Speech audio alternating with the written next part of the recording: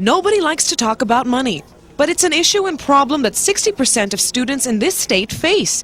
Kekasha wishes that basic budgeting skills were talked about more often. That's the sad part. I can't actually account for where my money goes, but I know the activities that I do that involve money. And that's just like eating dinner out, those little things, groceries, pecking on things, buying small trinkets. Like, there's nowhere I can account like a big purchase. I had money given to me at the start of the semester that was supposed to last me to the end of the semester.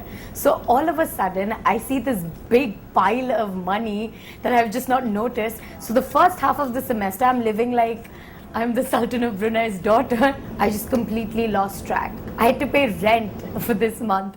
And I suddenly look at my bank account and I have like $400. Ali Lanza works for American Student Assistance, helping college students budget their finances and student debt. Live like a student now so that you don't have to after college. And I think that that is very important, that people need to remember that living within a budget is not always the best thing or what people want to do, but it is something that you need to do. The problem occurs when you know you have access to unlimited amounts of money and you think, oh, this much just won't make a difference. I told my roommate to hide my credit card somewhere and I have no idea where it is right now. I think there is this notion, this preconceived notion that somehow when you become an adult you automatically know how to manage your finances, and that's not necessarily true. We have seen cases of parents who have taken out loans for their students and who have gotten into financial trouble. When I opened my account, like, no one ever told me, like, I'd expect them to tell me things to get me more into this whole banking system. This is how you can save, this is how you can organize your money. But none of that was ever said to me. It's really important that people step up and say, I'm having a problem, is there something that you can do to help me? David wanted to pay for college on his own, so he took out a 4-year loan, but somewhere along the way it just got out of hand. Credit cards were just so easy. I mean, they kept showing up at the doors, and I was like, I'm going to have a really good job when I leave.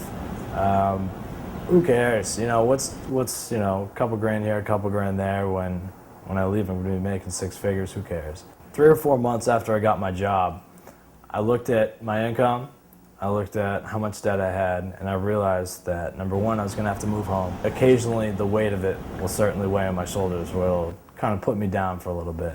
And so it's really important that they understand, what their anticipated income is going to be, what their anticipated monthly student loan payment is going to be, and also factor in, the cost of living. As I sit right now, its ballpark is between $140,000 and $150,000 from school, and probably $15,000-$20,000 in consumer debt, which is stupid debt. Getting a little too drunk in the bars, and if you get too tipsy, what should be a $30 or $40 night turns into a $200 night. Some of the money from the loans went towards spending, and the excess, just off the top. As bad as it sounds, I was knowledgeable, I was educated about all this stuff.